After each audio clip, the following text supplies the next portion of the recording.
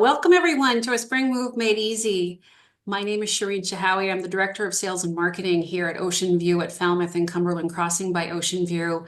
I'm joined today by many regulars. They've done this for us for so many years, and we find this event so incredibly helpful, not just today, but throughout the year, because when we have new residents plotting their entrance into OceanView, it's really helpful to have some of the information that you're going to hear today. So everyone knows this session is being recorded, and then we do make it available to everyone who's here today, but we also make the link available to anyone we work with throughout the year, so they don't have to wait until March of next year, because we basically do this every March.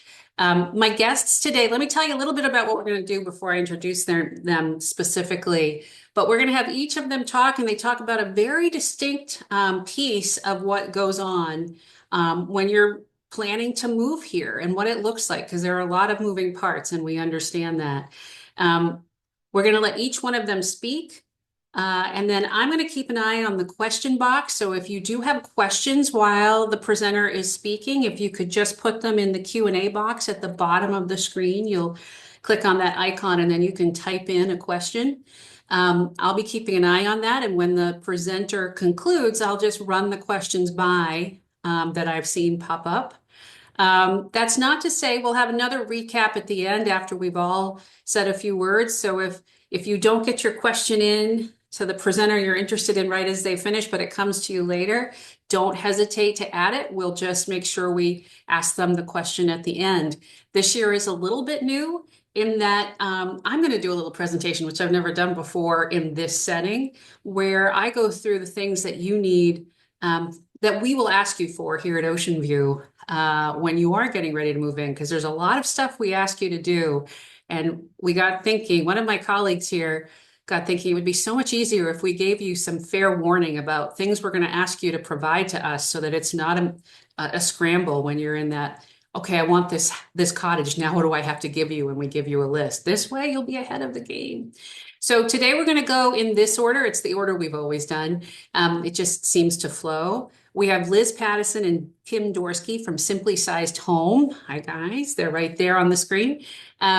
Kim and Liz will tell you a little bit about their company and what they do, but the gist here is that they help you downsize, and they help you make that transition from perhaps your larger home to a slightly smaller home at OceanView or Cumberland Crossing. Or maybe it's the same, but it's laid out differently, and you need someone to help you walk through what makes sense to bring and what makes sense to perhaps not bring.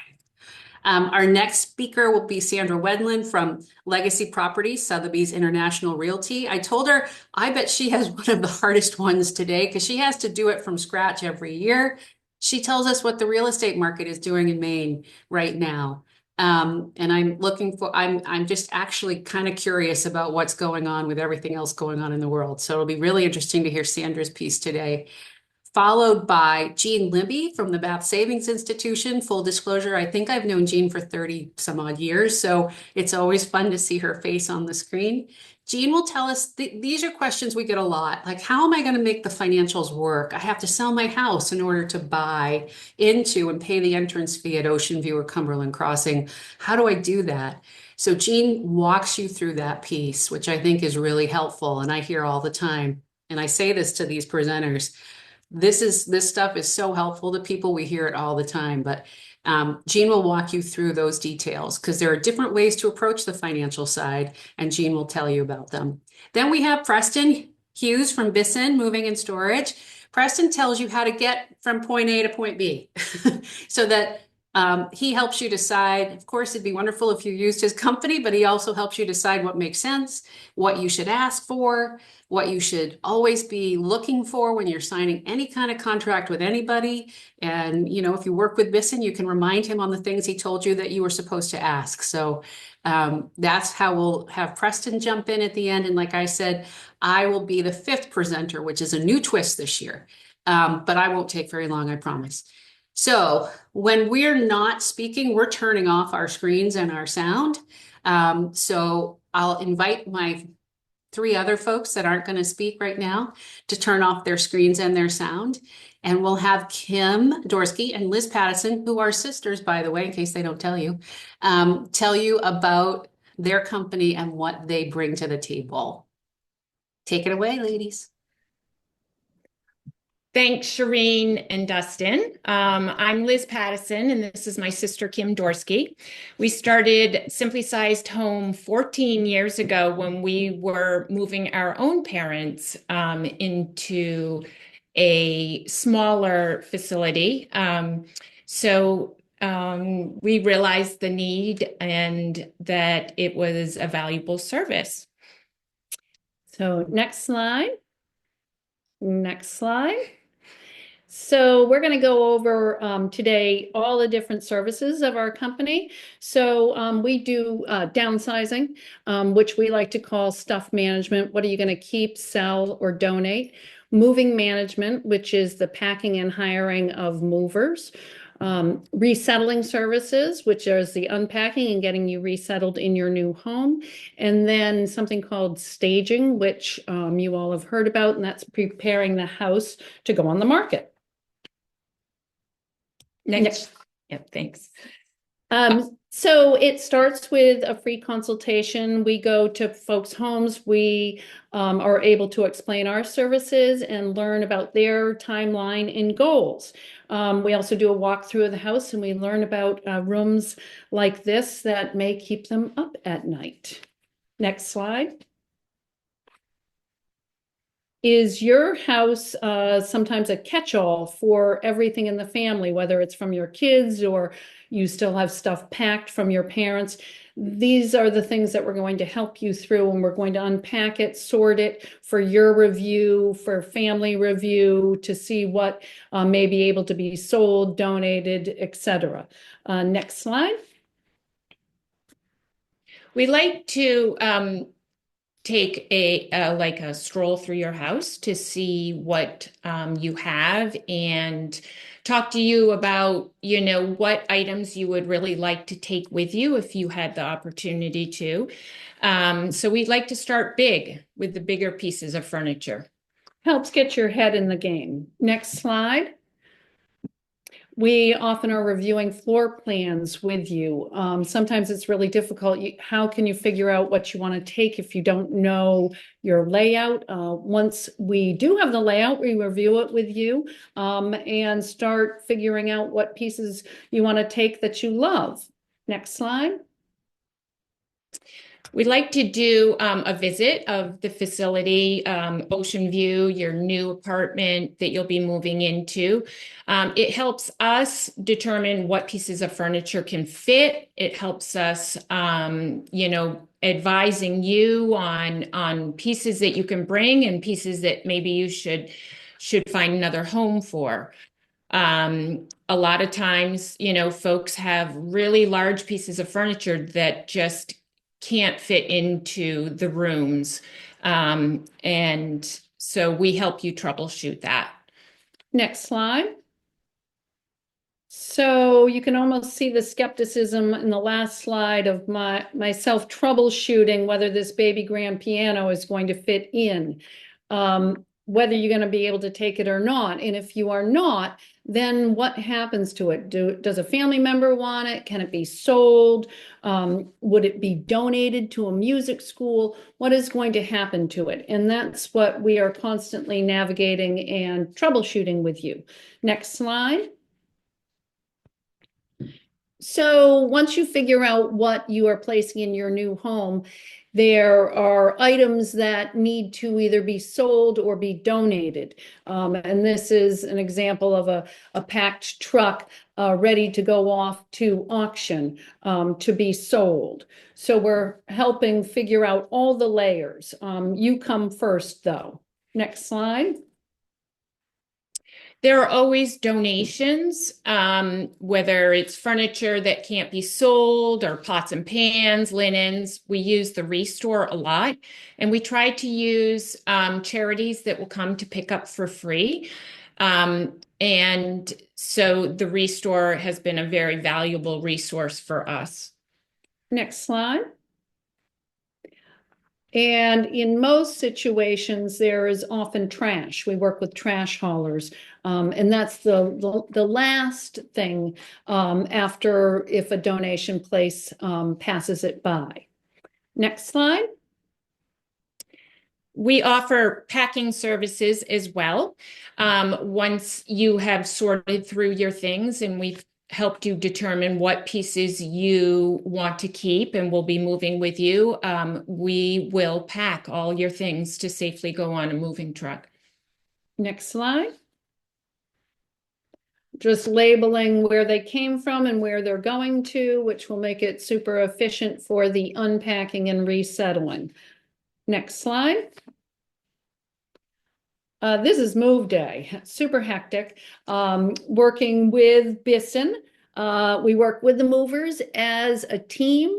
The clients are actually not even here. They moved a week prior down to South Carolina. We did all the packing and the movers are loading the truck. We are working there hand in hand with them as we often do. Next slide. There are always situations of, you scratch your head, how did this thing get into this room? But, you can always count on the movers to problem solve, and they are always willing to figure it out. Next slide. Okay, so now that you are in your new spot, we are there. This is part of the resettling where we unpack, putting away the kitchen, make the beds, getting you set up simultaneously when the movers are bringing in the furniture. We're telling them where to put it, and we're hustling behind the scenes to get you settled so you're not living among boxes for months and months to come. Next slide. We often hand transport over the refrigerator items, get those back loaded right into your new kitchen. So you're ready to go. Next slide. A lot of what we do is preparing a house to go on the market. And Sandra will cover this a little bit more in detail, but we can help with decluttering your house, making it show ready for photos as well. So a lot of it is just, clearing the surfaces, horizontal surfaces, and just taking away the personal touch that you may have added to the house over the years. So staging is a big part of selling a house. Next slide. You'll notice the clean counters, and basically, if you think about it as selling your biggest asset, we help to reach the goal of what the broker would like to have the property look like. So hand in hand guidance from them to present your property as perfectly as possible. Next slide. Sometimes we're looking at structural issues. And actually, it would appear as though it would be a structural issue. It may just be some rain damage left from a window open. In this case, there was rain damage on the cushions and going down the front face of the radiators. Next slide. We quickly had cushion covers made and wiped out that red flag issue for potential buyers. And so we're working hand in hand with the broker to say, okay, we've got someone who could do this touch-up painting. We've got someone who can do upholstery, whatever it is, based on what budget might be outlined, and to help wipe out any red flags at a property. We work very closely with the realtor. They know what the red flags might be in someone's eye. And so it's important for us to have close communication with them. Next slide. We are members of NASM, which is a national organization that has a certain level of excellence, and it's across the country. So if we have someone that's moving to Missouri, we can look up and say, we can't go to Missouri, with you, but we're going to find someone for you. And they will be like us, but in that part of the country. So it's just a stamp of excellence and a level of service. And we're happy to be with them. We also troubleshoot with them if they ever were asked questions of how do you do this? Have you ever run across that? So we've been members there for a long time. Yeah. And next slide. This is our team several years ago. We are much larger now, but we also have a team up in the mid-coast area that consists of 4 or 5 people. So we're expanding in the south as well. So our team continues to grow, and we're able to serve more people, which is what we want to do. So thank you. That is our company. We again offer a free consultation if anyone would like to have us come and review your home with you, talk through timelines or answer any questions that keep you up at night. Thank you. Thanks. Thank you both. That was great. Thank you. I always jot down some questions in case people don't ask any. It's a little thing I do. But people ask the ones, we have 2 that came in that were actually the ones I was going to ask you, because they come up typically every year, and apparently this year is no exception. This is someone who says, I would be moving from Manchester, Connecticut. Would there be a similar service in Connecticut? And I think you answered that with your trade affiliation, that you have that trade group that you're a part of. Exactly. Yes. So it's nasmm.org. Mm-hmm. And you have to put in your zip code, and then businesses that are similar to ours will come up.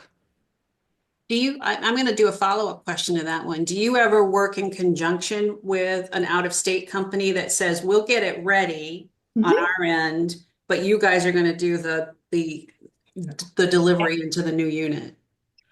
Yes, we absolutely do that. And there have been many times when we're actually going to that state, New York or Connecticut or New Hampshire, wherever, and running the job out of there and following it back to Maine. Oh, cool. So Yeah. it requires setting up some services down there, but we got a lot of windshield time while we're driving, so we can make lots of calls and get it all organized. So whatever works for folks, and we do things in tandem with other companies like us. Nice. And please excuse me if I look like don't know where I'm looking. I just have 2 screens here. If you do the packing, will the movers still insure everything against damage? I don't know the answer to that. That's a new one. We can have Preston actually address that. We are fully insured and bonded. So if anything breaks within our boxes, we are liable. If the box looks like it has damage to it, maybe something did happen where it got crunched. But honestly, we have never run into that issue. So we are fully insured and bonded, and as are they. And Preston can answer from his standpoint. Okay, so we'll remember to ask Preston that at the end. Okay. Here's another one. How does the timing of cleaning out the house fit in with the timing of showing the house for sale while we still are living in it? That's I don't think we've been asked that one before. Yeah. Does it vary house to house or situation to situation? It does vary situation to situation. Sometimes, we have to do it in different stages. So if we're helping you kind of declutter your house and prepare it to go on the market, then we might remove some of the furniture. And then after the house sells, then we go back and remove the rest of the furniture. But we're very used to doing things in different stages if someone decides to stay in their house while it's being shown. Exactly. And the staging for us, if people consider it as pre-packing, it doesn't need to be out for staging, but yes, we want to keep it. So we pre-pack it, which is one step getting you closer to the end product of being ready to move. And again, when we do the furniture walkthrough, there is a destination for each piece. Is it moving? Is it selling? Is it donating? So we have basically a road map for all of the furniture, whether it's removed before in pass number 1 because it's not needed for staging, or whether it goes to layer number 2 when the house is closing and out the door. Okay. That makes sense. Jean? Oh, Can I quickly jump in and address that question as well? sure, absolutely. Every seller is going to be unique. So it might be that you have a time frame and you can't move for 120 days, for example.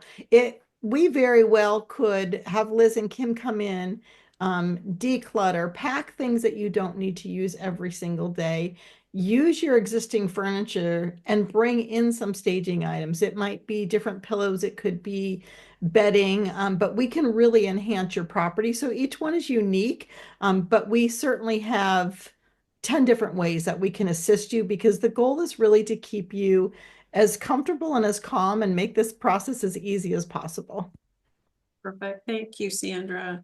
Mhm. Okay, here's another few questions.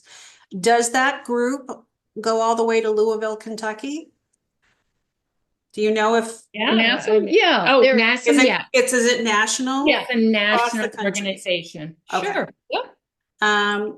This one's come up in different ways, and it's what are the costs? And I have a feeling it really always varies based on how much you're being asked to do. Yep, we are hourly. We're $85 per person per hour. We also do not take any proceeds from anything that is sold. So that's important. We have a non-conflict company. We work with the best outside resources for selling, hauling trash, you name it. And it's because they're vetted, they're honest, they're excellent, not because we're getting anything in return from them. Nice. And then there was a part 2 to that, which was one of the questions I was going to ask, but someone did. Do you offer your services in an a la carte kind of way? So if someone feels comfortable with the unpacking, for example, and they'd rather just do the unpacking themselves, you do Yep. that. And I was pretty sure that the answer was yes, but Absolutely. If you feel like you can do the sorting piece of it, then we would be happy to do the packing. Sometimes people want just their basement cleared out or their attic. We can do that. It's very, very a la carte. okay.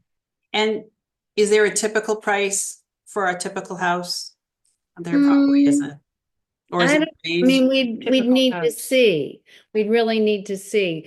Also, part of it is the interaction with folks.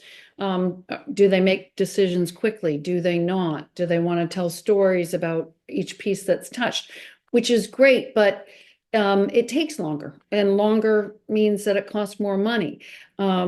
Oftentimes, if we are asked to go into a house and say, clear it, afterwards, it goes very quickly because we don't have interaction and we know exactly what needs to be seen by an auction house versus a donating.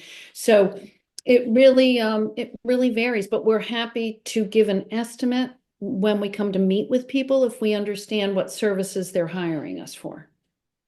Okay, and then just one last question. And like I said earlier, if more come up for Simply Sized Home, just write them down and at the end we'll address them.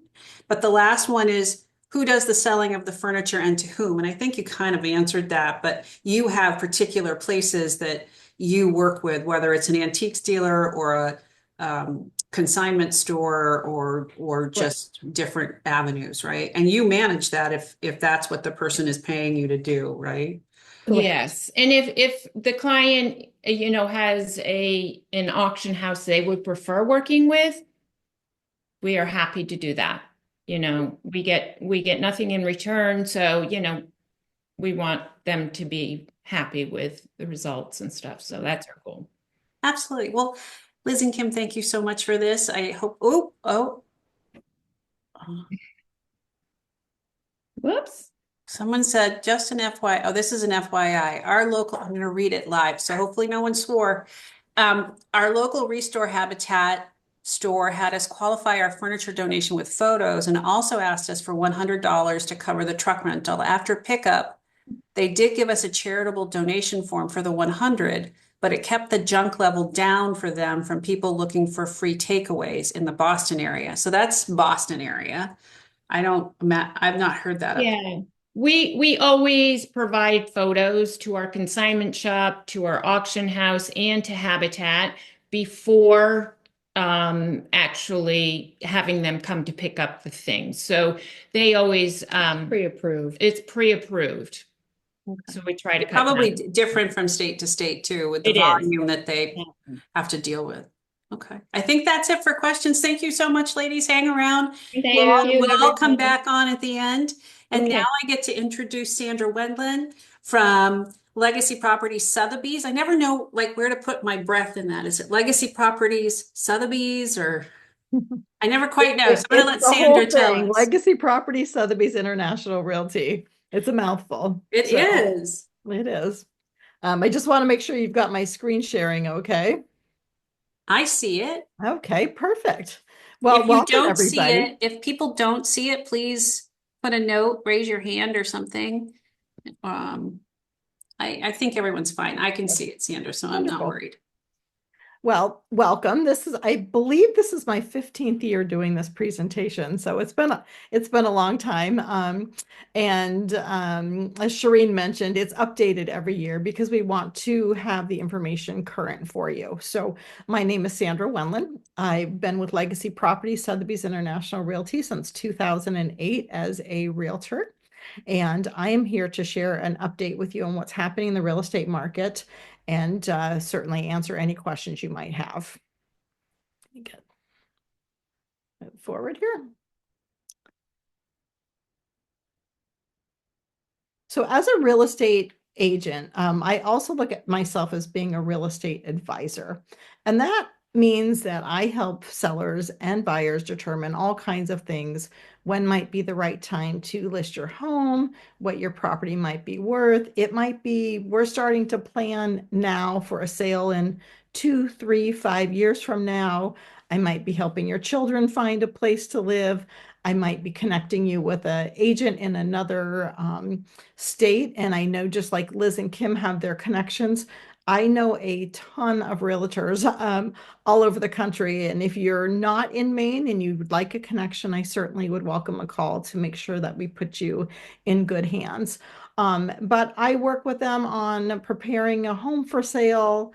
Sometimes it might just be a phone call that what do you think my home is worth? Because I need to renew my insurance policy and I'm concerned I'm underinsured. So there's a lot of parameters that go into my job. So anything that you can think of in the real estate realm is a question that I would certainly welcome. I have over 20 years of experience and I have relocated my family 6 times. So I know a lot about buying and selling and moving.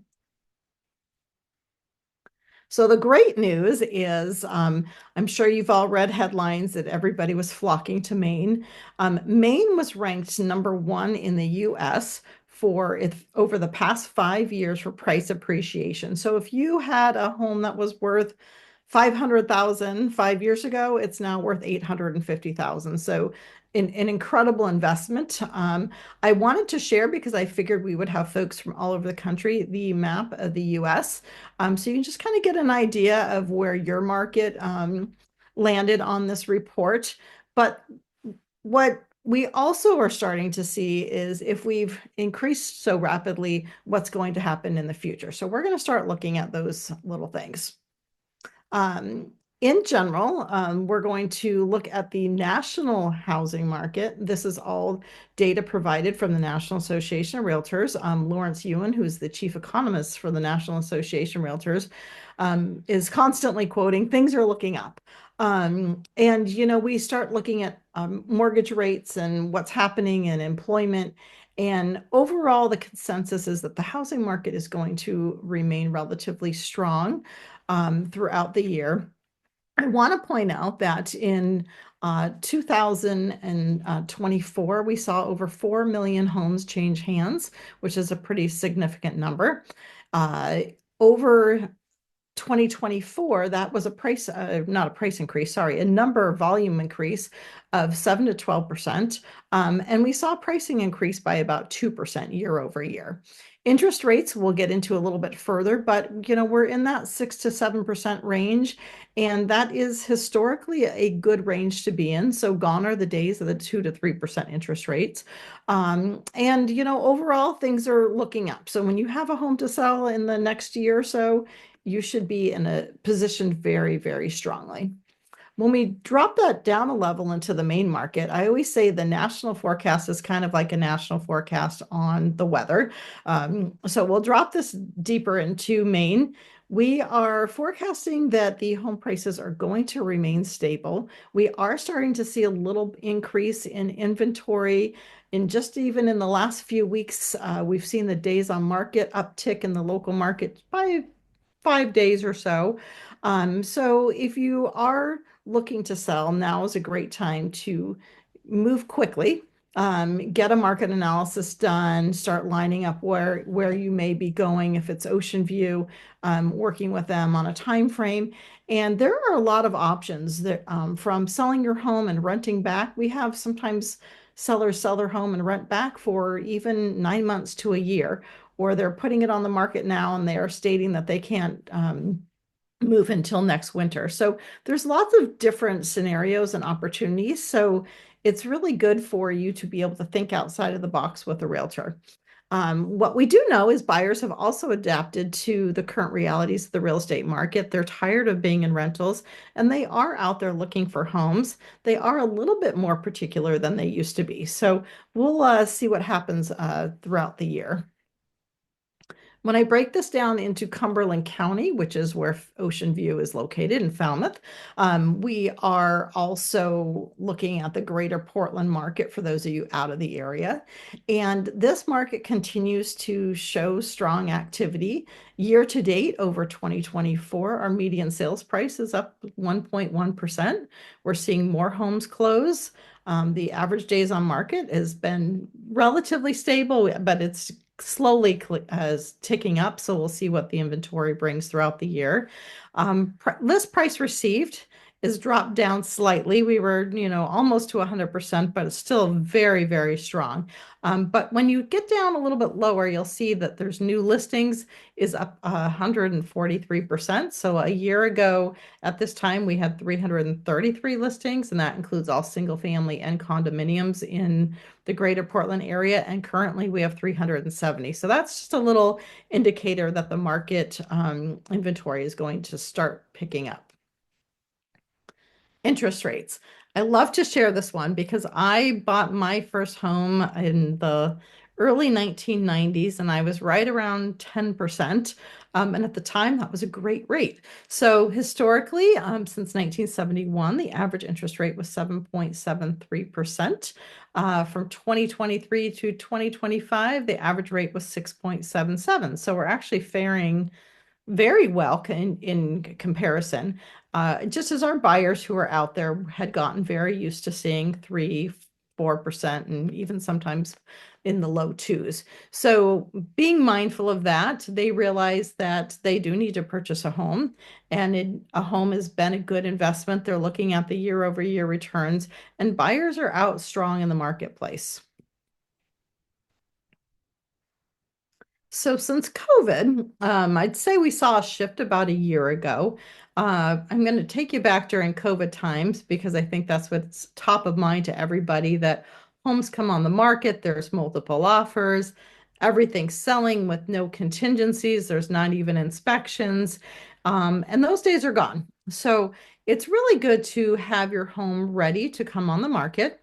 I always recommend to start with a pre-home inspection. It's a great way to find out if you have any true health or safety issues that any buyer is going to ask you to address. It could be that your roof is at the end of its life expectancy and you weren't aware of that. But there are items that could be bigger ticket items that if you replace prior to listing your home, you will be able to increase your sales price or your list price versus listing your home and then finding out that there's something major and now your buyer is negotiating a discount of $10,000, $20,000. So it's really mindful to be prepared and know what obstacles you might be facing. But they're also starting to see financing contingencies. We were going through a period in COVID where buyers would come in with offers and they were waiving appraisals and they were guaranteeing that they would put up to, $100,000 extra cash if they needed to, just to ensure that their loan would close. And now our buyers are a little bit more conservative, seeing some more 80% financing, things like that. However, Maine still is a very cash heavy state.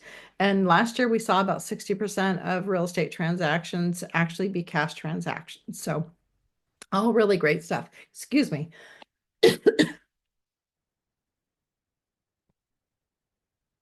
We're also starting to see some home sale contingencies, meaning maybe they own a condo in Portland and they're looking to buy their move up home and they need to sell their home in order to purchase. So there's options that just like you would look at, Jean would recommend that there might be a bridge loan option for them to remove that contingency. But most of these buyers need to sell in order to purchase. So if a seller is out there and they're out there for 20 days and they haven't had any other offers, they might be willing to take a home sale contingency if they're feeling like it's a good option for them.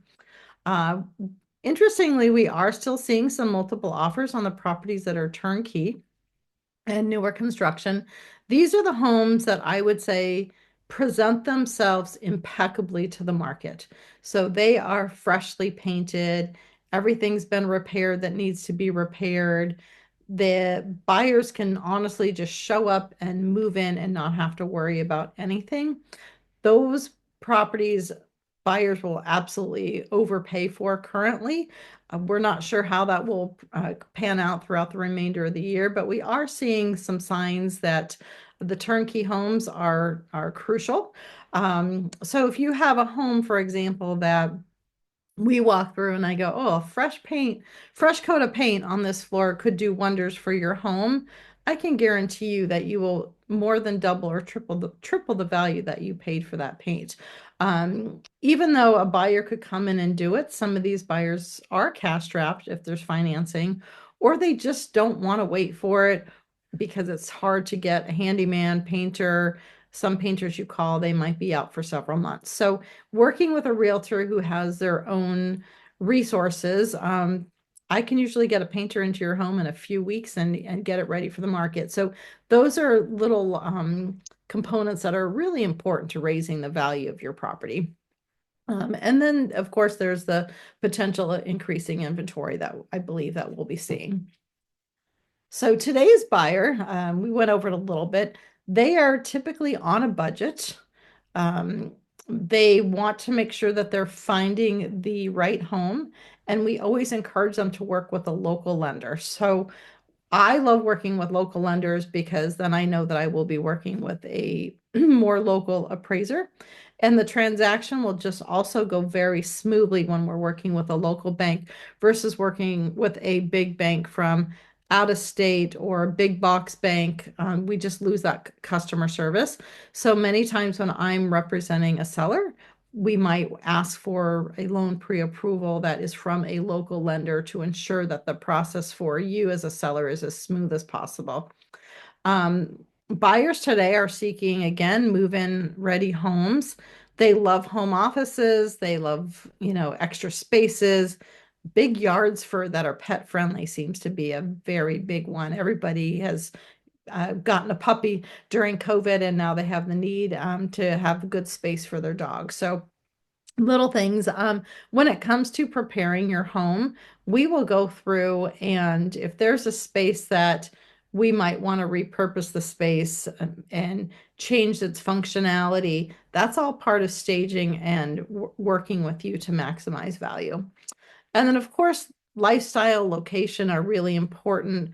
You know, this generation that's starting to buy homes loves the outdoors. They like things to be simple. They love to travel. So if they're a close proximity to maybe going out to eat or to the grocery store, to kids' schools, those are all important items to them. So the location of your property certainly adds to the valuation of it. Buyers also love to see a home that's move-in ready. So nothing broken. If you have a loose doorknob or loose hardware on a cabinet, or maybe the cabinet hardware is just dated. These are little things that don't cost much that we can fix. And when a buyer walks into a home, if they see something that's broken, they start to wonder what else have they not maintained, because this is something that I can see right away. So it's a great way to really increase value. Again, the fresh paint. If you have old wallpaper, depending on what the wallpaper looks like, it might be recommended to remove the wallpaper and paint. And squeaky clean homes. Even if your home is dated, a clean home sells. Everybody loves a clean home. And when it comes to your yard, certainly we put homes on the market in this time of year and the yards aren't popping and beautiful, but we do encourage to have yards cleaned up, fresh mulch, flowers, and all of that. Staged home is, to me, crucial. I can share with you that by staging a home, I feel incredibly confident that you should be able to increase your valuation of your property by at least 10%. Recently, back in December, I worked with a family that was selling mom's home who had passed away, and it was empty and it was dated and it had scratched up hardwood floors. It had very old, 40 plus old kitchen cabinets that were, old hinges and old hardware, and just a dark brown color. They had carpet in one of the rooms that had hardwood floors underneath it, the paint, wallpaper paint that needed to be redone, and they needed a new roof. So we went through the house and we had a home inspection. We had a roofer come out and replace the roof. We had a painter paint the house. We had the hardwood floor guy come in. We sprayed out all of the kitchen cabinets and took off all the hardware that was just really worn, and we spray painted it black and put it right back on. Staged the home, and they invested probably about 17 to 19,000 total. The home came on the market for 750,000, where a competing home had come on the market for 775,000, was under contract. It ended up closing for 705,000. Very similar. Our home came on the market. We did some pre-listing marketing with a very well thought out plan, and we were able to close that property at 815,000. In all honesty, had that property not had those minimal updates, the property probably would have closed closer to 710 or 715,000. So that's a perfect example on how you can maximize the value of your home. So this is a home from actually last spring. This shows a home that was staged. We used the stager's furnishings. The seller actually moved completely out of the home prior to listing it. And they were blown away at how beautiful the home looked when it was staged. And here's the photos beforehand. This is another great story on if we used these, didn't really declutter and do a little bit of painting and pull in the right furnishings, we would not have been able to maximize the value of the home. This house also, just because of the furnishings, it just gave it that fresh look, sold well over asking. I think this one closed at about $65,000 over asking. So factors in pricing your home. Again, I'm a firm believer in staging, even if it's using your furniture and bringing in additional items that we can work with you on. Staging your home yields a higher sales price. And sellers really see a 5 to 15%. I would say in Maine, we're seeing a higher. This is a national statistics. But pricing your home correctly, staging it will certainly yield you the results. I will also like to share that overpriced homes are really difficult to sell. So there's no such thing as underpricing a home. Overpriced homes tend to sell for 14% less than a home that's priced appropriately, where a home that one may feel is underpriced, it creates the buyer perception of value, and therefore buyers start to want to bid on the property. So when we get into pricing and working with you on where the home should be positioned in the market, those are all really important things. And when it comes to inspection items or an offer on the property, my number one rule is don't lose a deal over 1%. We want to make sure that we're keeping your buyers engaged. I will share recently, about a week or two ago, I was on a Zoom call with Sotheby's agents from across the country. And what I found was there are states currently that the market inventory is increasing rapidly and buyers are putting in offers. And if their offers are not accepted, they're just moving on to the next home. Sometimes it works for them, sometimes it doesn't, but it's something to be mindful that there are some shifts across the country happening. So here's just a little quick information about me, some reviews. I've been an agent for over 20 years. I love what I do and I love to work with people individually. It's really important to get to know each individual client because everyone's needs are specific and every home is going to be marketed differently. Whether it be timing, what your needs are with when you may need to move. So I encourage everyone to contact me if you would like some assistance with that. I'm happy to come and do a market analysis for you. What that would entail would also review the inspections. I can help you line up a pre-inspection. If you have a septic system, I can help you assist on getting a septic inspection, reviewing what your options are, giving you a price range, talking about do you need to declutter? Sometimes I walk into homes and people think they need to declutter and it's perfect. Do we need to bring in Liz and Kim to assist you? What are your needs? So I look at myself as being more as an advisor and a guide, and certainly welcome a phone call. And I do not charge for those services at all.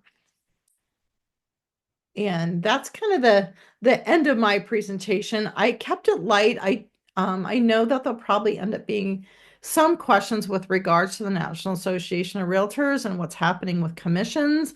What I will touch upon that briefly is every marketplace is different. We all have to comply with the same National Association of Realtor rules and regulations. Commissions have always been negotiable. And I recommend that you speak one-on-one with a realtor to understand what's happening in your individual marketplace. If you're in the area and want to discuss it with me, I certainly welcome a phone call. Shireen, do we have any questions? We do. We have 3 so far. What % does seller buyer pay? So I'm assuming you're meaning with regards to commission. Every company has, and every agent is different.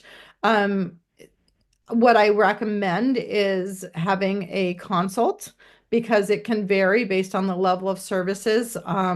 It may be, for example, I would do still photography, 3D Matterport, video, drones, and do a whole marketing package depending on what that property needed to make sure that we're enhancing the value. And then we would have the discussion with you on what's happening in the marketplace and what recommendations are of what we're seeing sellers offer out to buyers for compensation, to buyers agents for compensation. Great, thank you. What is the best time of year to sell? Oh, that's a tough question. It really depends on the property. So, for example, if you have a single family home and you're looking to maximize value before the market picks up, sometimes early spring is a great time.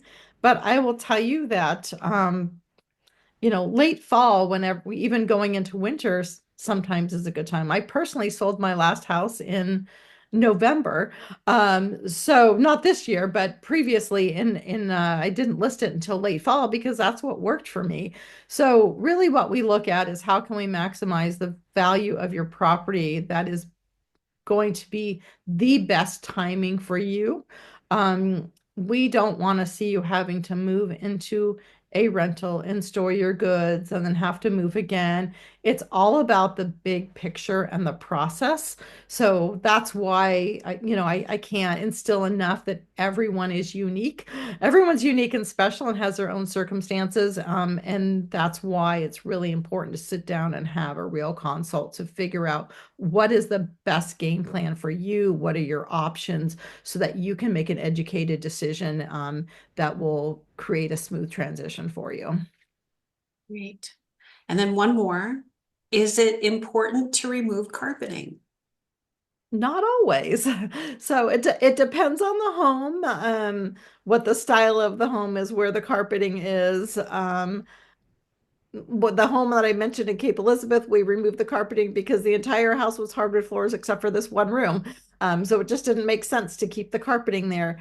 And sometimes, just depending on budget or the style of the home, if you've got hardwood floors that are running down a hallway and you've got a few bedrooms off of that and the carpet's old, it might also be that we just replace the carpet. There are plenty of people that still love carpet in their bedrooms.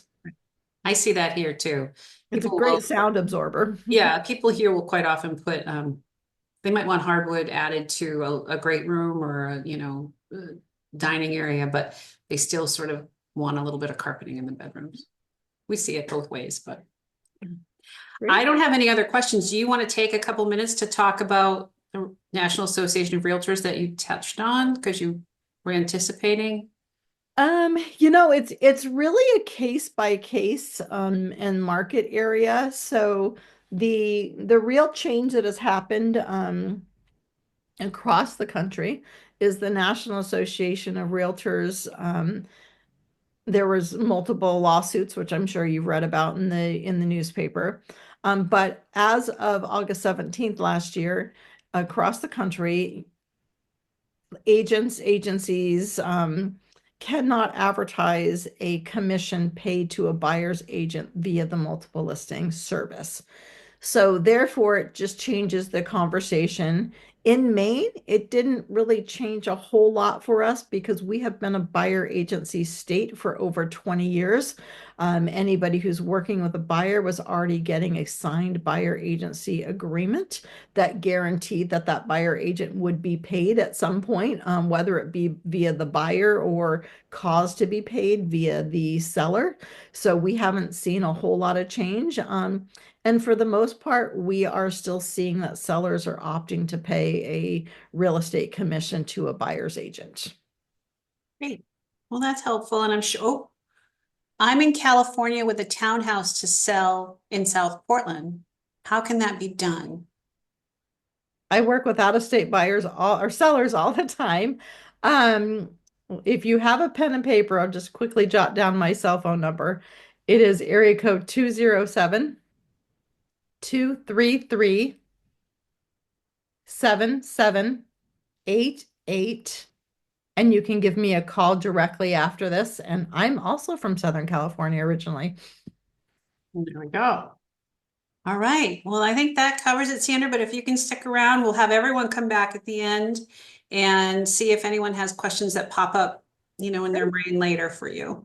But Thank you very so much. Thank you.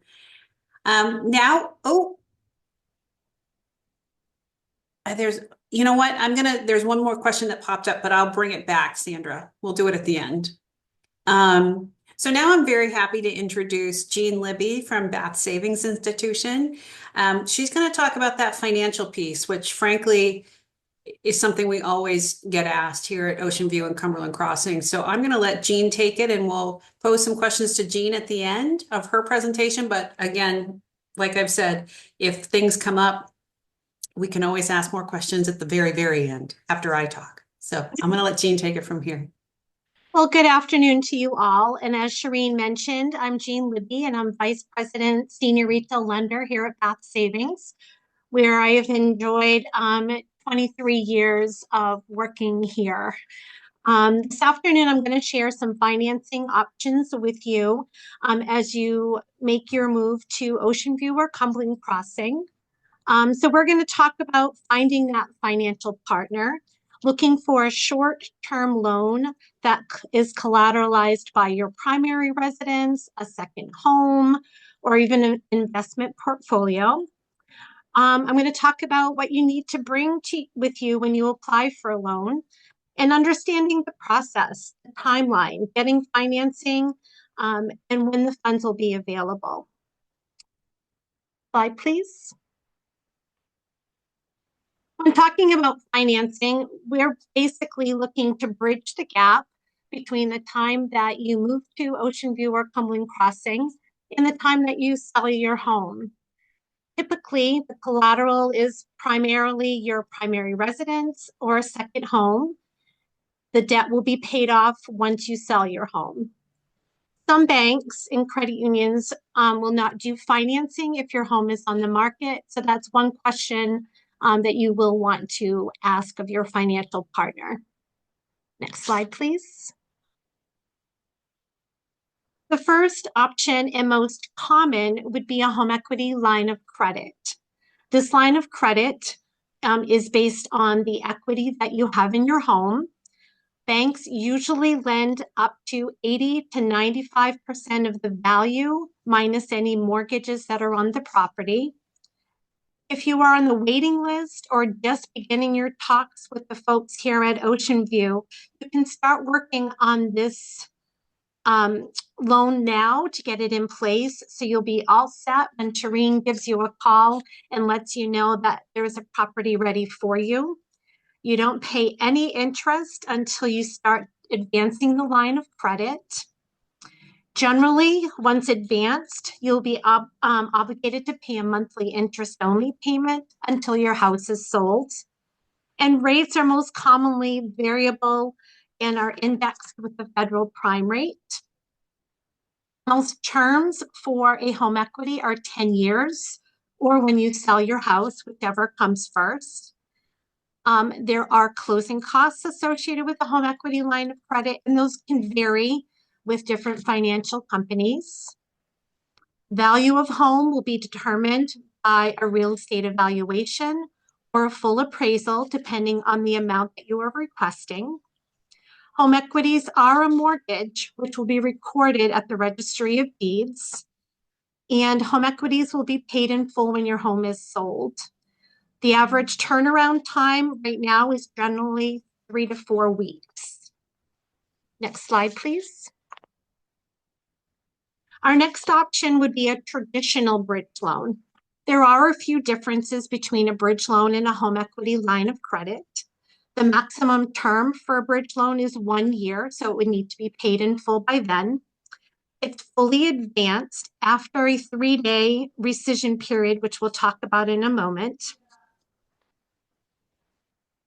Rates are still adjustable to the prime rate, which is set by the Federal Reserve. Turnaround time is a little bit longer for a bridge loan at 4 to 6 weeks. And again, that would be paid off when the home is sold. Other things to keep in mind, federal regulations do affect all banks, and credit unions have their own regulations that vary a little bit from banks. If you are looking to do financing on your home and need an appraisal done, please reach out to your financial partner first so that they can order the appraisal for you. That way we can use it for your loan request. If you order an appraisal on your own, in most cases, a bank or credit union will not be able to use that appraisal because it doesn't contain the required information that we need per regulation. If you were looking to borrow $400,000 in one penny or more, a full appraisal would be required. If it's less than that, then there are other options to determine the value, as I mentioned previously, such as an evaluation. I did talk about just a minute ago about a 3-day right to cancel. This comes into play when you are pledging your primary residence as collateral. For example, if you close on a Monday, the funds would be available on Friday. I always remind folks that things need to be turned around quickly. We need to make sure that we build these 3 days into the timing to ensure that funds are available when you need them. Unfortunately, a 3-day rescission period cannot be waived. So we just need to build that in. And again, it's just for your primary residence. If you're pledging a second home, that does not come into play.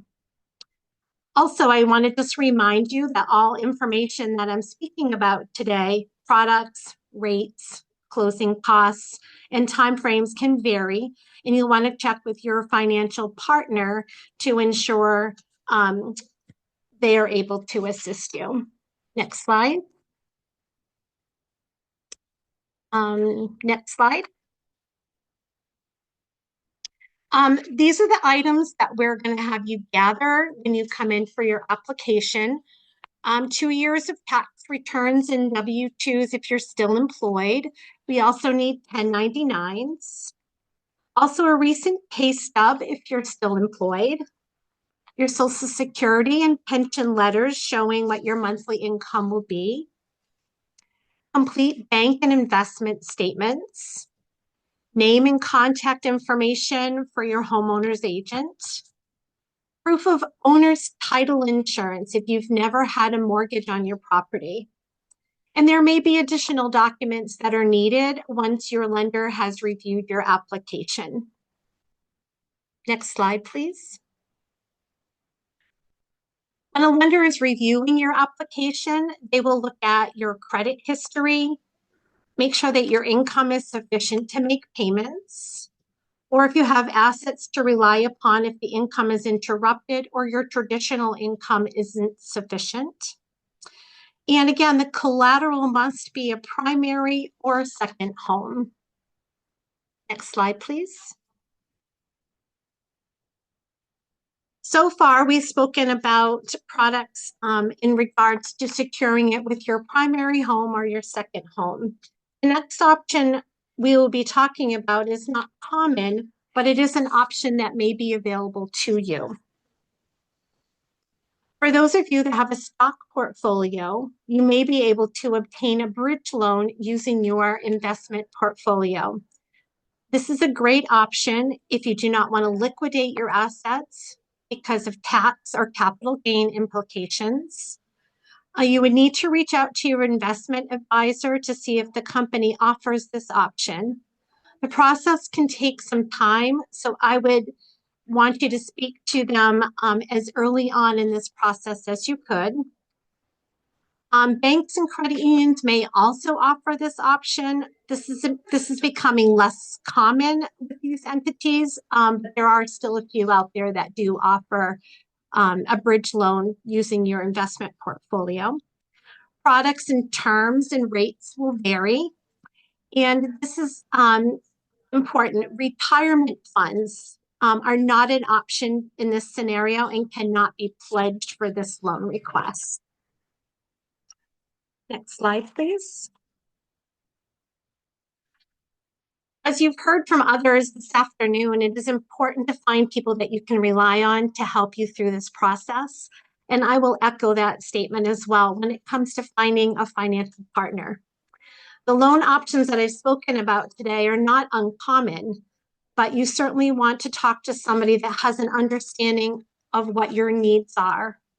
A great place to start with is a financial institution that you are currently working with or have been referred to. Make sure that the lender you choose can lend in your area or state where you reside and where the property is located. For example, lots of community banks such as Bath Savings, for example, we can only lend in the state of Maine, where a larger commercial bank can extend that lending area out of state. Make sure your financial partner understands the process, the timeline clearly, so that there's no last minute surprises. Also, let them know that you cannot take a mortgage out on your property at OceanView or Cumberland Crossing. That's a question that I get asked very frequently. Can I do a mortgage against my new OceanView property? And then also reminder, if your property is on the market, please make sure that you let them know that, because it may become a loan that's not available with their institution if the home is on the market. Next slide, please. To conclude, I would be happy to answer any questions that you may have. Also, if you have specific questions related to her, related to you, I have provided my contact information so we can speak privately. I know financials, we like to always keep those conversations private. So you have my contact information, and please don't hesitate to reach out. Thanks again to OceanView and Shireen for having put this wonderful event together. It's always a great presentation to be involved in. And again, I'd be happy to answer any questions now or in the future. Thank you, Jean. No, this is, people so appreciate this. So I'm so glad we can do this and that our team comes back every year. I see just one question for you so far, Jean, Okay. and it's really a question. It's really not a question for you. It's a question for me and for Dustin. Can copies of slides, especially financing, be made available to viewers after the presentation? And yes, absolutely, they will be made available to you. If you registered for this event, we have your email address, and we will send out probably either later today or tomorrow a recap, a thank you for attending, but also a recap that gives you access to everyone's slides that, you know, from their PowerPoint decks. So you will have access to that, and you'll have access to the recording. Sometimes it takes us a minute because these recordings can be so heavy, data heavy, that it takes us a minute to get them uploaded to YouTube so that we can provide you with a link. But we will be doing that. So rest assured, you don't have to, I should have told people at the beginning, you don't have to scribble as we go, because we will send these to you and you'll have access to the whole video as well. But thanks so much, Jean. I don't see anything else for you. So I think we'll move along. But if people have an answer for Jean, or a question for Jean at the end, please be sure to put it in the question box, and I'm just keeping an eye on it so I can ask it when we all come back on in our Brady Bunch boxes, and we can answer, you know, any question. It doesn't have to be specific to the last speaker. So thanks again, Jean. So our final, well, no, it's not our final speaker because I'm your final speaker, but our next to final speaker is Preston Hughes from Bisson Moving and Storage. And Preston's going to walk through, you know, what it takes to move your stuff from there to here. So Preston, take it away. Yeah, thank you. Thank you, Jean. And I mean, Shireen, thank you for the introduction, and Dustin and everyone at OceanView for putting this on, and everyone tuning in. Dustin, I think I gotta talk with you about tech support, because every year I watch this, a little shiny spot on my head keeps getting bigger, but that might be a me problem. I'm not sure. So today I'm gonna run through some slides to give you an idea of what to expect when planning a move. I know a lot of people have lived in the same house for maybe 20, 30 years, and moving to OceanView is a big change. It's not like hiring a landscaper where you see them all over the place and they're at your house frequently. Some people might only hire a mover 5 or 6 times in their life. So I like to take this opportunity to kind of educate people on the industry as a whole, some planning things that you can do to get ready for your move. But most importantly, to protect yourself. And there's a lot of scams out there for movers that try and take advantage of people, especially elderly people.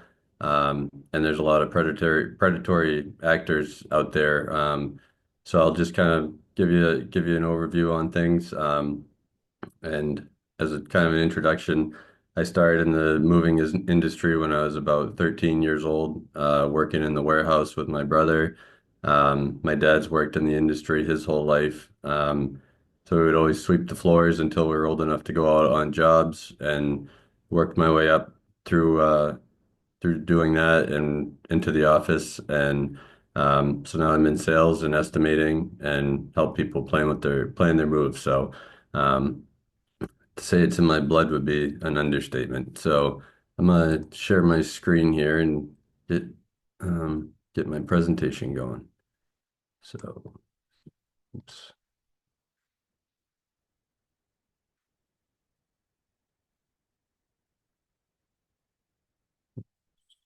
Okay. I'm sorry, one second.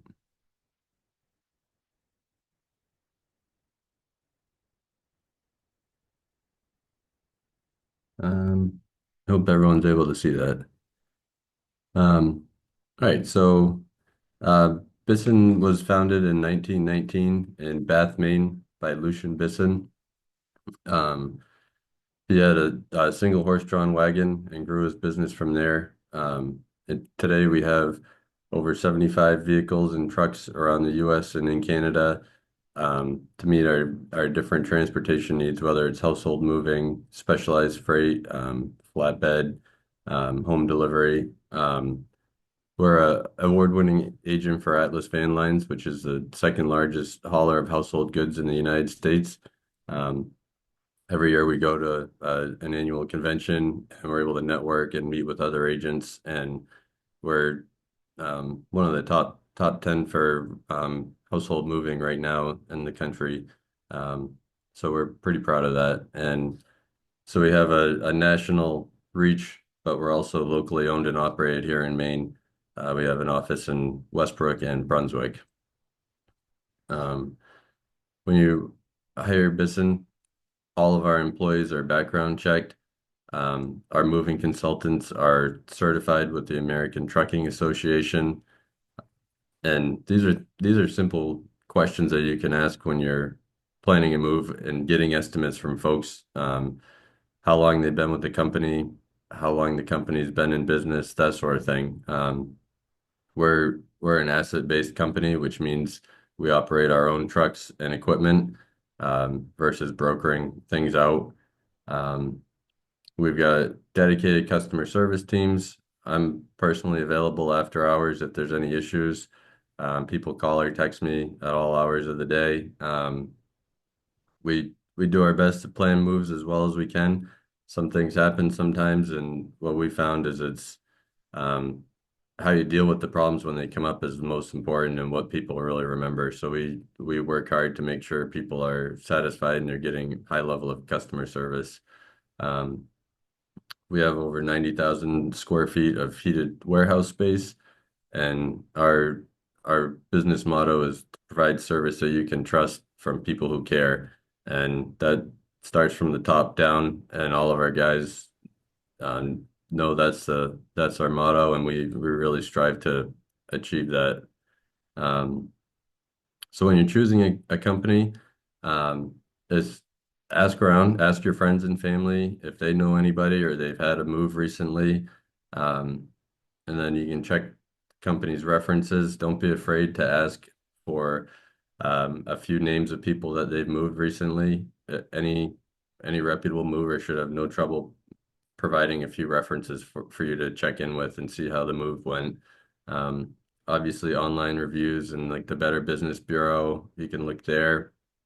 Then it's recommended to get 2 or 3 quotes from reputable companies. I recommend if you're doing an interstate move, which is commonly referred to as a long distance move, to only work with the major van lines. And it may be a little bit more expensive than going with the smaller company, but you'll have a better experience from the get-go, and there's more resources available to make it a smoother move. And they will adhere to all the regulations that are in place as well. Sometimes the smaller companies kind of will show up with a U-Haul, and it may be less expensive, but it's not as smooth of a move for you. always make sure to do an in-person or video survey for an accurate estimate. And then if a company is asking for a deposit on an interstate move, that's a big red flag. And most all companies don't require a deposit. So keep that in mind as you go forward. And then the Federal Motor Carriers Association has a whole website that's called Protect Your Move. And you can go in there and search. They have a database. So you can put in the mover's DOT number or motor carrier number, and it will pull up their information. You can see any active complaints or if they have a history of accidents, that sort of thing. Or you can see if they're a moving broker, which would show that they don't have any trucks at all. So that's a really good resource that you should check out as well when planning. So moving brokers, these are the predatory people I was talking to initially about initially. They advertise heavily online. So if you type in long distance mover and click on one of their ads, they'll call you, try to get an estimate going. They do a low estimate for a very cheap price. And what we say is that they're not in the moving business, they're in the deposit business. So what they want to do is they want up to a 50% deposit before the move takes place. And then their hope is that you cancel the move because you don't trust what they're doing. And they have a lot of shady practices, usually some kind of red flags that you can tell when they're based out of Florida with a generic company name like Interstate Moving Services or American Moving Services, things like that. Because what they do is when they get enough people that complain, these companies get investigated. So what they do is they create another company that has a similar name and they just start all over again. And the thing with brokers is that they're not actually doing the moving. So they will get you to sign the paperwork and then they try to find a contractor to do it as cheaply as possible. So what does that mean? That means you get some ex-convicts with a U-Haul showing up to your house, if they show up at all. And they do it for as cheap as possible so that the broker gets the money. And then if you do get an actual legit mover that shows up, they're going to see that what needs to be moved is not accurate. So then you'll get stuck with a bigger estimate, and the price is not uncommon for it to go up 50% or double on the day of your move. So when you're trying to get out of your house, they're running around trying to get you to pay double the cost. And it's they're really it drives me crazy how terrible they treat people and how bad it is. But if you do a little digging and take your time and look into these companies before you sign anything, you will save yourself so many headaches down the road, literally, that it's just they're bad news, and they usually take advantage of people's stress and anxiety around a move.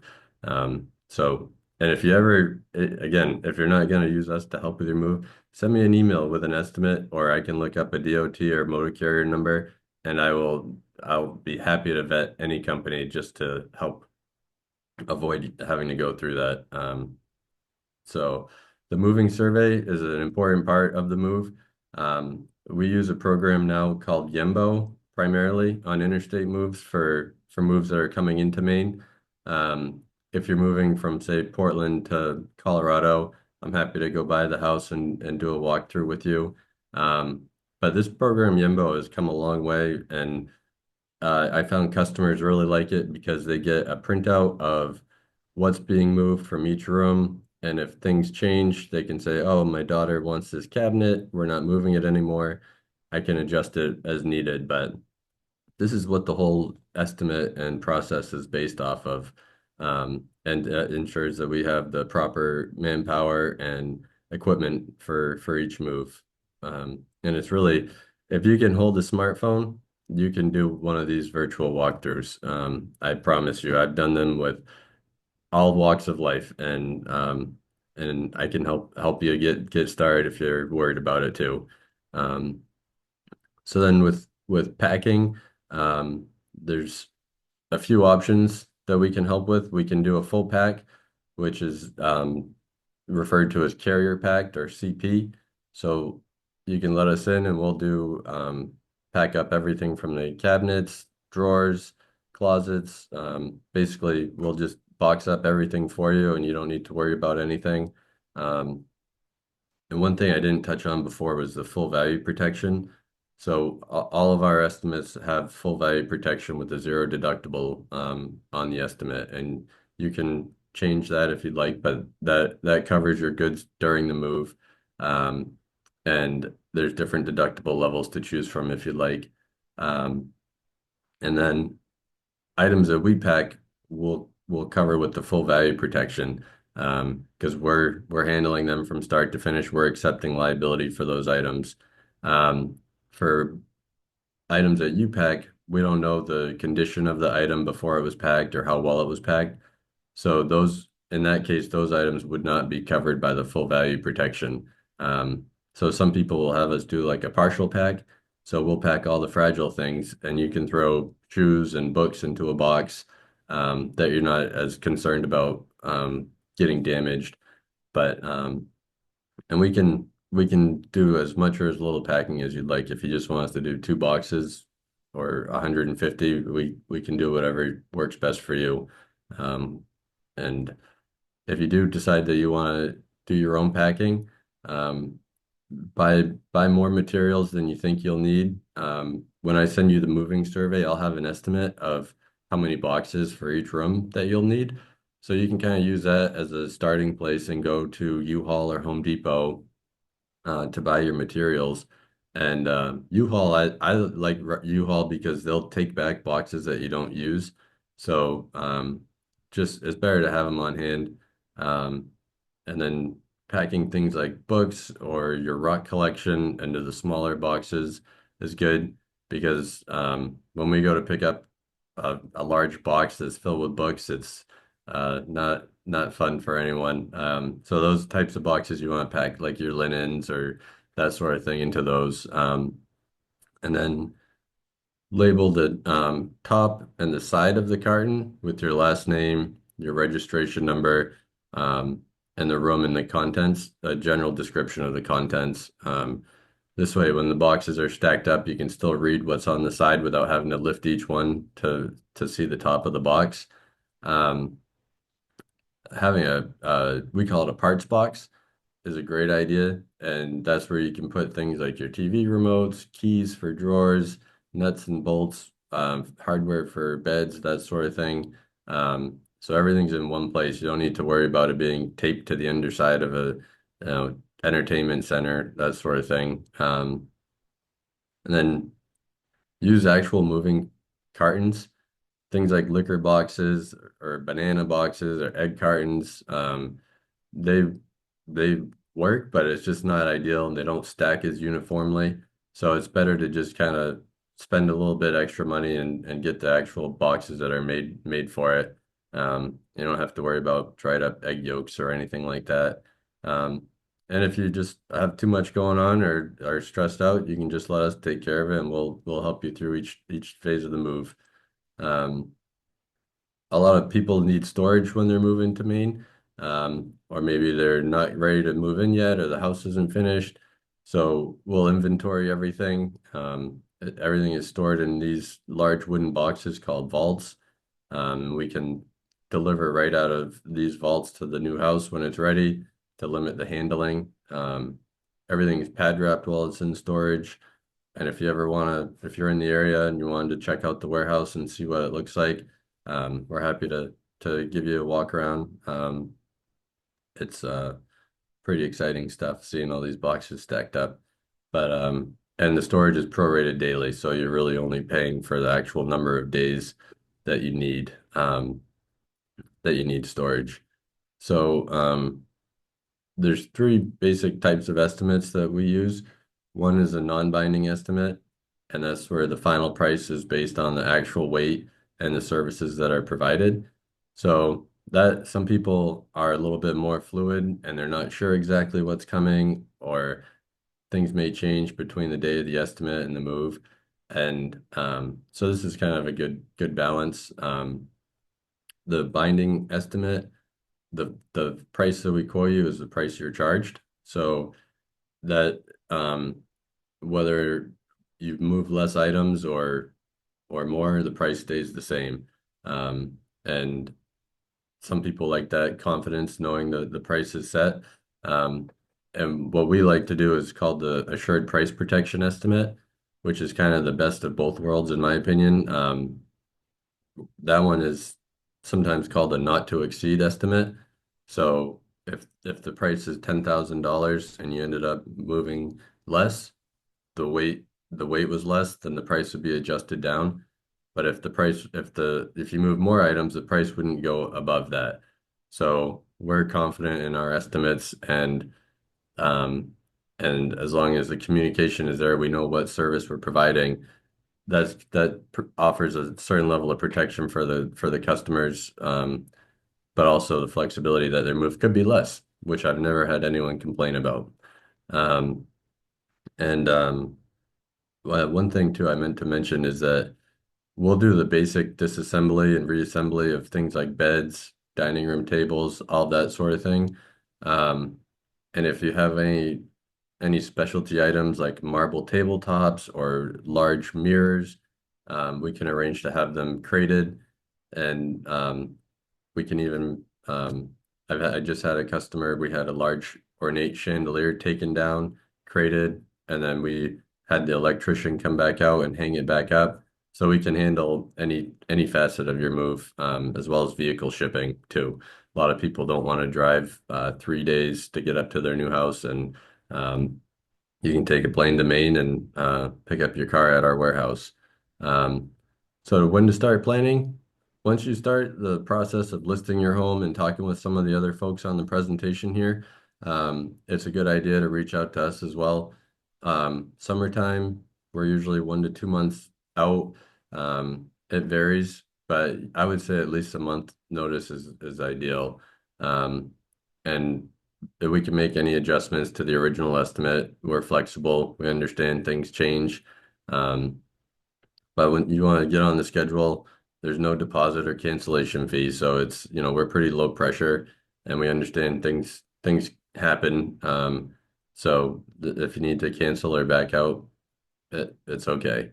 And if anyone wants to learn a little bit more, you can send me an email or call, and I'll send you one of these Go New Places moving kits. It's got a moving checklist, some labels, a brochure, and a folder to keep all of your moving paperwork all together, which I know is a little thing, but it actually is really handy to have all of the material in one place. But yeah, let me know and I'll send one of those over to you. And I appreciate you taking the time to tune in today, and really thank you to OceanView for having us on here, and I'm happy to answer any questions you might have. Thank you, Preston. We do have a few for you. Yep. What is the relationship between Bisson and Atlas? For instance, if we decide to hire Atlas for a move from Arizona to Portland, should we mention Bisson? Yeah, so we're an agent for Atlas Van Lines. So there's about 400 agents around the country. So basically the way that it works is if we have a shipment that's delivering to Tucson, then we might contact that agent to help the driver unload the shipment there. And then it goes the other way. If we had a driver coming to Maine, we could have that agent help the driver load the shipment. So all the Atlas agents, all the drivers and employees have the same standards in terms of background checks and quality. They have a very strict quality program we have to adhere to. So basically, a large portion of what I do is moving people to Maine. So I work very closely with these other agents. So you can contact me to plan the move and coordinate it from Arizona to Maine. So it kind of expands our reach and network of available resources to help you move up here. That's great. And I think it kind of answers the next one is if I'm out of state, say in the Midwest, who actually picks up my stuff, you or maybe an allied partner. So it'd be an allied partner, but you'd be working with them. Yep. So Yeah. an Atlas partner. Yep. Right. We An don't use Atlas, that not word Allied. around here. Allied's one of the other brands, right? Right. Yeah. Okay, Atlas. If you want to work with Preston, you got to stay with Atlas. Um, let's see the next one. Differences between a large move, a full trailer, and a partial move, part of trailer for long distance moves. Costing, selecting mover, other considerations. Yep. So I would say the biggest difference obviously is going to be cost. It's going to be more expensive if it's a larger move. Um, and then if it's a long distance move like 2,000, 3,000 miles, sometimes a smaller move can take a little bit longer to get out across the coast. Whereas if it was a full trailer load, it might be a 4 or 5 day transit time from California versus 10 or 15 on a smaller move. Because And they're if making extra stops, right? So you have to wait. right, the driver has to pick up a couple extra shipments along the way. But aside from cost, I would say that's the biggest factor. Yep. Okay. Um, is vehicle shipping a separate exercise, or can it happen with the remainder of the items?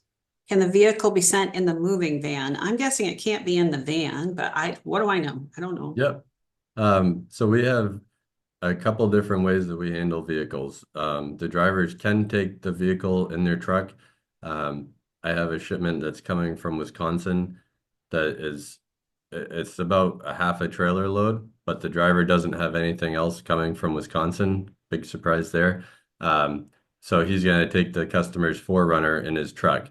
So he's got basically a full load coming east. But in the summertime, when they're busy and they have full trailers, a lot of times what we do is we partner with a car hauling agency, and they'll have a one of the car transporters that you see at like an auto dealership. They'll come and pick up the vehicle, and it's all included on your estimate. It'll be a line item for the vehicle shipping. We help coordinate it all. So we're very involved with that, and we ship a lot of vehicles that way with the same carrier and have a really good relationship with them. Hey, that's cool. I didn't know that. Yeah. Okay. Does the moving price depend mainly on the weight of the objects moved rather than the volume, or both? How about moving things up or downstairs? Yep. So those are two red flags for brokers too. You'll see a lot of those little charges like an added stair charge, or if it's they charge $75 for the first flight of stairs or something like that. And then they also will try and charge by the cubic foot, because the short answer to your question is ours are based on weight. And weight is easy to verify because we'll go to a certified CAT scale and get an actual weight ticket that shows how much your goods weigh. If it's based on the cubic feet, who knows how tightly they're packing the truck? They're going to say, oh, well, we estimated 1,000 cubic feet, but it was actually 1,500. You need to pay more. So we weigh the truck before we get to your house, and then we weigh it after and get the actual weight. So the weight is the primary driver of the price. Okay, good. Two more. Can we use your storage services without moving for a year or more? Yeah. Good. And then the last one, because I'm always curious about this, although I haven't moved in a long time. How much to tip the moving guys? What Oh, tip? good question. When I was a kid, we were happy to get $5 in a soda. And the tipping in the service industries has really changed a lot. I mean, a $50 tip used to be like a great tip. And I would say, 30 to 50, some people do $100 per guy per day. And it's, anything is appreciated. I would say that. If, do what you can. And if there's a large crew there, you're not going to want to tip each guy $100, that sort of thing. So, and they're not required. They're tipping in our industry is still to recognize outstanding service and customer service. So, $25 a guy still is appreciated, and they'll be very thankful for it. So I would say 25 to 50 is a good tip. And if you're feeling generous, you can do more, or you can do 25 and buy them lunch or donuts or that sort of thing. They always like that too. Yeah. And I fib, there's one more. Um, do you pack and crate and excuse me, large oil paintings or recommend hiring an art shipper for that? Yep. Yeah, we do. I would say it depends on the value or your comfort level.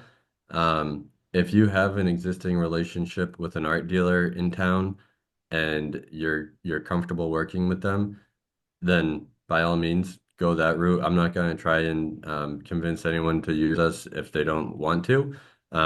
We have a lot of experience.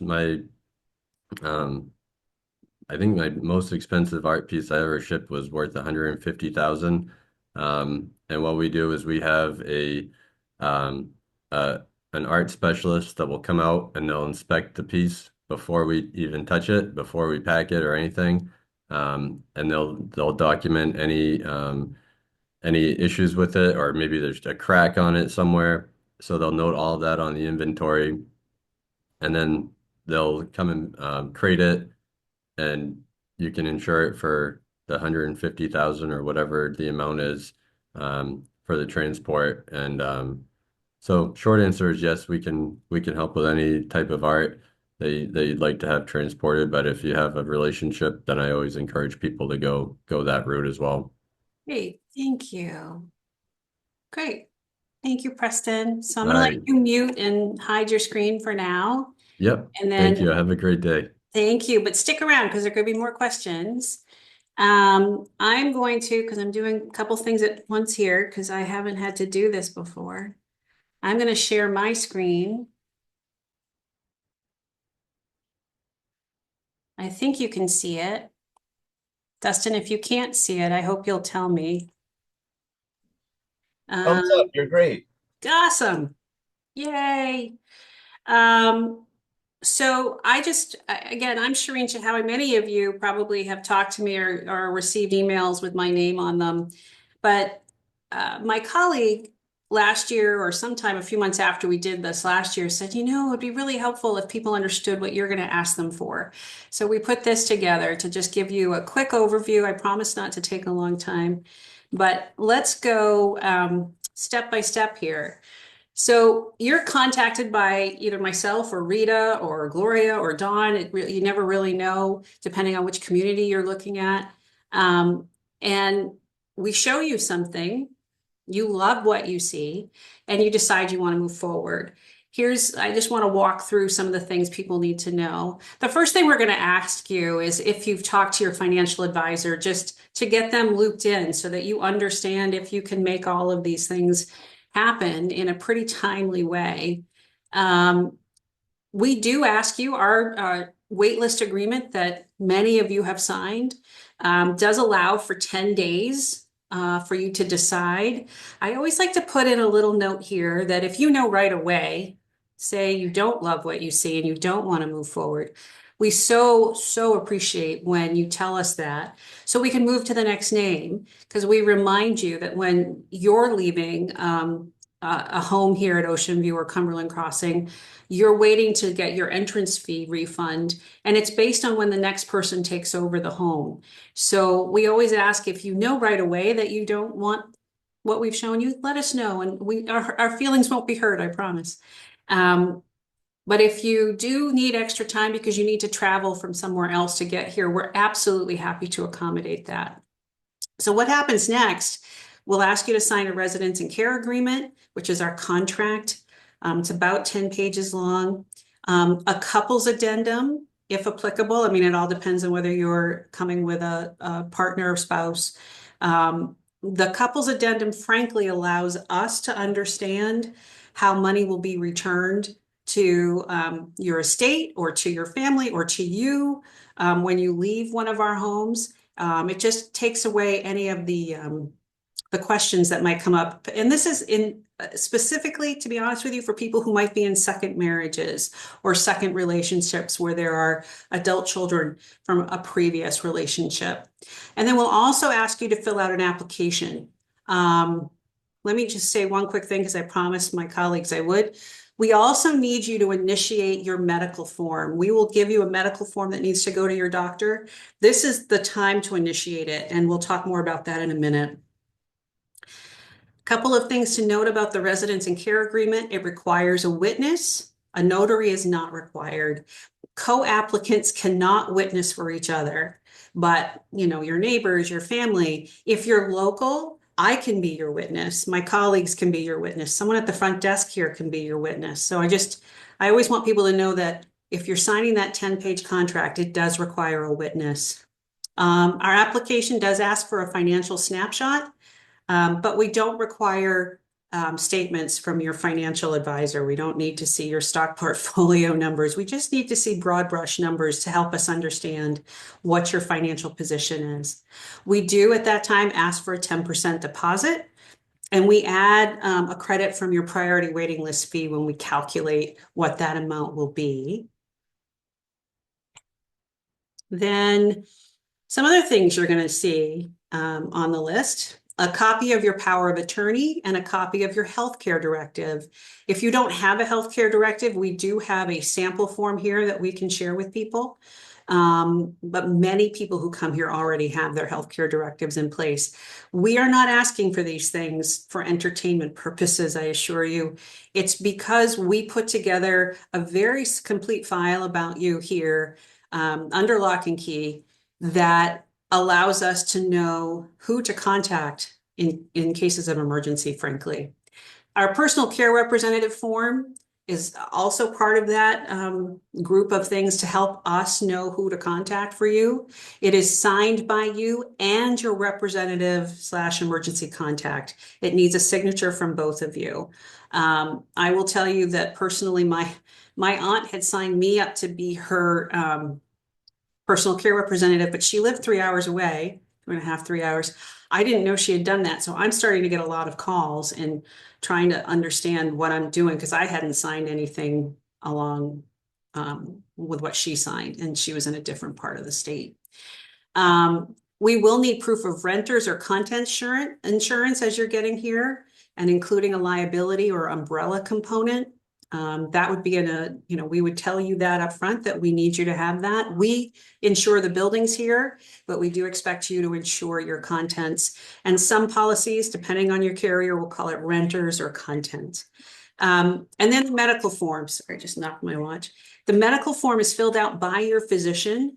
We provide the form, and the top sheet is a waiver that you must sign that gives them permission to provide the information to us. We can fax it to them for you after you sign it if you're local, or you can hand deliver it. Again, one of the reasons, just so you understand why we ask for this, is so we can create a file of life that will live on your refrigerator in your cottage or apartment. And it would help an EMS, say you call 911 or you hit one of our emergency buttons and 911 comes to your home. All of the EMTs that come here from Falmouth understand that file of life is going to be on the refrigerator, so that if you have some kind of medical situation or take certain prescriptions that could not work with something they're doing, it just helps them understand how to best help you if, for example, you're unresponsive and they've arrived in your home. So not the happy stuff we like to talk about, but it's why we collect all these things. The next thing is a pet agreement and deposit. Again, if applicable, we don't require you to bring a pet to OceanView, but we are pet friendly, as many of you know. This too is sort of like your personal care representative form, where we expect you to include the name of a person who will take care of your pet should something happen to you. And they also need to sign the form. There is a deposit for each pet, and the agreement goes over what your responsibilities and what the expectations of you are if you have a pet here at OceanView. And then people kind of chuckle when I say this, but if you want to bring a dog to our community, we do need to confirm that your dog is appropriate for the setting. We do little interviews. Usually they go just fine, but we want to make sure that a dog is going to be okay in this congregate living area. And then finally, if you have a trust, and you want your entrance fee refund to go to the trust, we need to know that up front because we will have to go through a little bit of a process to make sure that all of that legal documentation is in place when you're moving here. So we're starting to remind people of that more and more. Is there more? Yeah, usually. Sometimes new residents want to make changes in the new home they're moving to. We will alert you to any additional expenses and additional time that could be incurred based on your requested changes. We may ask for your preferences on carpeting or flooring or countertops or appliances, things like that. But know that we have a set vendor list. We are using vendors that we have a history and a relationship with. But we will include you in those decisions if we're going to, for example, change a countertop because it has to be changed. It was damaged previously. We would include you so that you could help pick out what the new one would look like. And then when do I move? We work with our maintenance team here to determine when the new home will be ready. And we assign a financial responsibility date once we know it. On that date, we'll ask you to pay the remaining balance that's due, so the 90%, begin your monthly fee, and begin paying any associated utilities. And we would share those details with you in advance, what those numbers are and how to reach those utilities. And then you move in when you want to. And we can't wait to have you come here and we welcome you. And no one says you have to move right away. We've had people wait over a year before they move in, but we will be very happy to welcome you here when that happens, when you finally make the move. So let me stop the share so I can see the questions that might have come up. None for me. So guys, other presenters, let's all put our faces on. And there was one that I know, and Preston, I got distracted in one point of a couple slides, but I know we wanted to talk about the insurance piece with packing because people were asking that when SimplySized Home was talking, how the insurance piece works if someone else has packed. Yep. I mean, usually in previous moves we've done with SimplySized, they can chime in, but usually they offer a package for boxes that they pack, but we're transporting. So in that case, they're considered packed by owners on our end, but my understanding is they're still protected. And Liz and Kim, if you guys wanted to touch on that more. Oh, Liz and Kim, you have to unmute.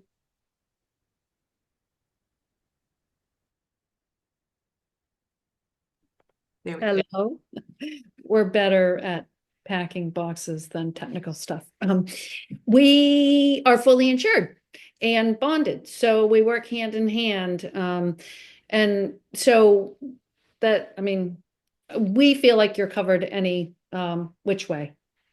So it's just a matter of choice as we're working through the process with clients, whether we do the pre-packing and transition into the packing or kind of draw the line in the sand as far as who's doing what, which is totally fine. We work hand in hand all the time. Awesome. I think that probably answers it. If people have other questions, probably best to go to either Preston or Liz and Kim directly. This one is, I think, more for Sandra.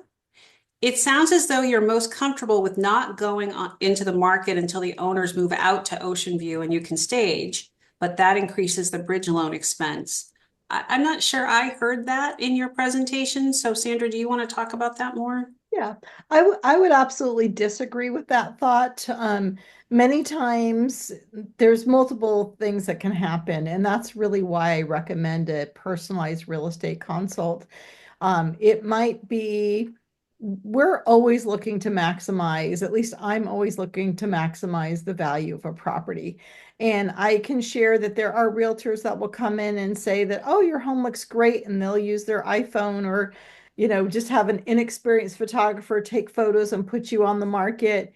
And then there's the folks that are going to come in and really help you make sure that it's decluttered, that it's presented the best that it possibly can be presented, and that you've got incredible photos. The goal is that when a property is shown online, buyers make an immediate decision if they're interested or not. So you've got one opportunity to maximize value. So our goal is really to make sure that when you're presented to the market, that we're going to work with you to do everything we can. It may be that, and the perfect example, my son's getting ready to put his house on the market in Connecticut. And so I get phone calls every day with lots of questions. And the realtor that he's working with, most of us also have extra staging stuff and whatnot. And, this morning he even said, he says, is this really necessary? And I said, yes, it is. They've got 3 kids. They don't want to be bothered with a little bit of staging and having to be out of the house. And sometimes it's as simple as, we will use what you have. We'll work with you. And we might say, go away for the weekend and we're going to pre-market your property and we're going to get everybody that we possibly can in this weekend and hopefully have you under contract by the time you return. So every property is unique. Everyone has just different furnishings, but I will absolutely work with you to figure out what is in your best interest. Thank Hopefully you. that And addresses it all. well, and I think it does. And I think, Sandra, you talked to, and I've had a lot of folks I've worked with recently who have sold their homes and they're not moving here for another 2 or 3 months, but they have factored in either a free stay, because the buyer really wants that house, or they factored in a rent payment to the new owner. That was part of, and I didn't get into the weeds of it, but we list properties this time of year all the time where the seller really can't move until the end of the year. And there's all kinds of creative solutions depending on sorry, I said the seller, I think, who's buying the home, how much flexibility they have. But there's lots of times where my seller can stay in their house for an extra 90 days post closing and sometimes even at no charge. So it's all about how we negotiate what you want. If you have a desirable property, you have a lot more leverage when it comes to negotiating. And when I'm representing a buyer, the first thing I ask the listing agent is, do they have any special needs? And last year I put something under contract that we were not the highest offer, but we allowed the seller an extra 60 days because she was building a home and couldn't get in. And they said that we were the only person who asked what the seller needed. So really making sure that we're doing what's right for you. Because again, it's about minimizing stress. It's about trying to get you from point A to point B with no in between.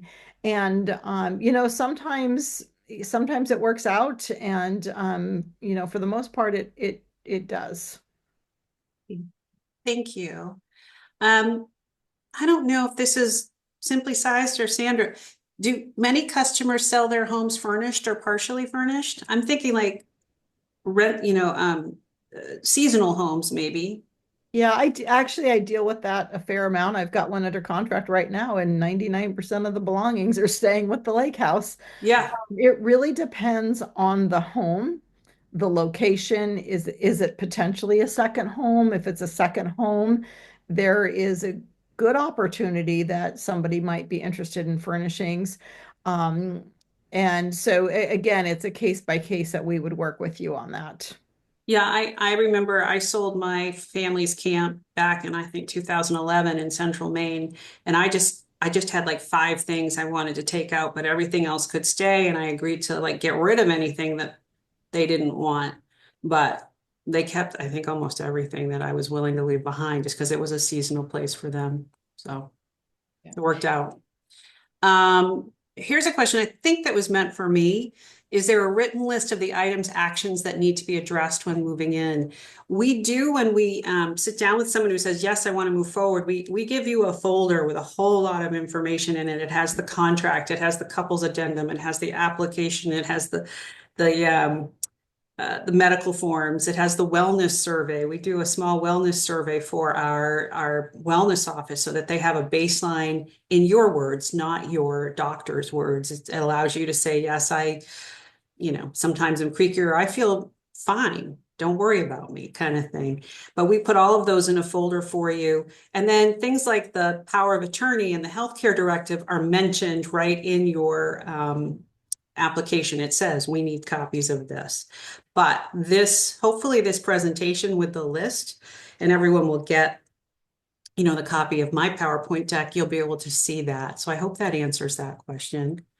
And then the next one I think is definitely for me. In the event of the death of the owner, how long does it take for the 90% to be distributed to the beneficiary? It really all depends on a lot of different things.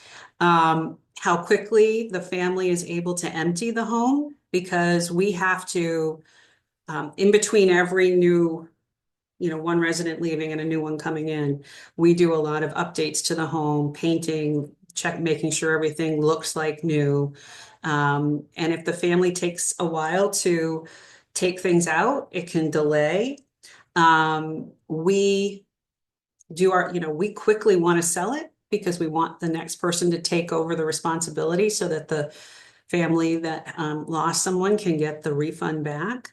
So it really depends. And then once the new person takes financial responsibility, our business office sort of kicks into gear.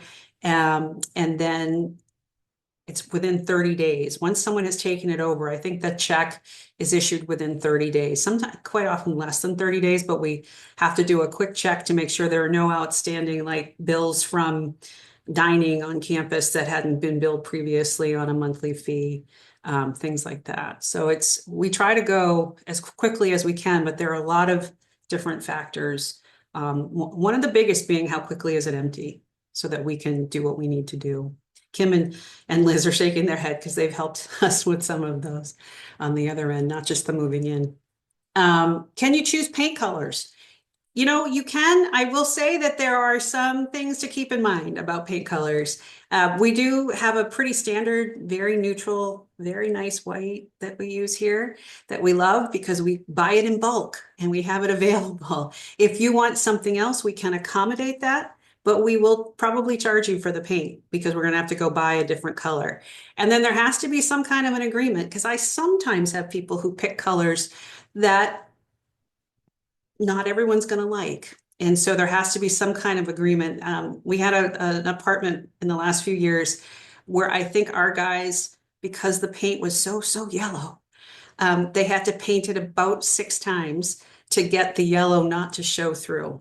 So if there's that kind of extra work involved to remove a paint color, we might have to have a charge for that that's deducted from the entrance fee return. But, that's a conversation we have case by case. If it's just a different variation of a white, it's probably not a big deal. But if you're asking me for fluorescent yellow, we're probably gonna have to have a conversation about what that looks like on the front end and the back end. I don't see any other questions. Give people another 15 seconds or so to type if they have one. But I want to take this moment to thank these warriors, these regulars that help us every year to tell this story, to make sure people understand that our goal is to make this transition to OceanView or Cumberland Crossing just as easy as we can make it. And we have people to refer you to help. Ooh. Can we choose the type and color of hardwood flooring? Typically you can, and that's typically something that would be an expense to the new resident. It all depends on whether we're doing a rehab or if it's new construction. Some of we're looking at new construction right now. We will have, with our new construction, we are going to have some choices with the wood with the wood floor coloring. If someone wants to add wood floor to an apartment that perhaps only had carpet beforehand, we will give you options. So I hope that answers that. I think that's the last one. And truly, if anyone has more questions, you will get these decks that all have the contact information. Please, I know these folks, don't mind hearing from you at all with your questions, as I don't either. Rita and I are always here. Rita Dennis is my colleague. We're sort of interchangeable. You can ask for either of us and we'll answer your questions as best as we can. And I know these folks will too. And thank you again. And thank you to everyone who listened in. We'll let you go now. We've kept you 2 hours. That's a long one, but I think we had a lot of good information today. Thanks, guys.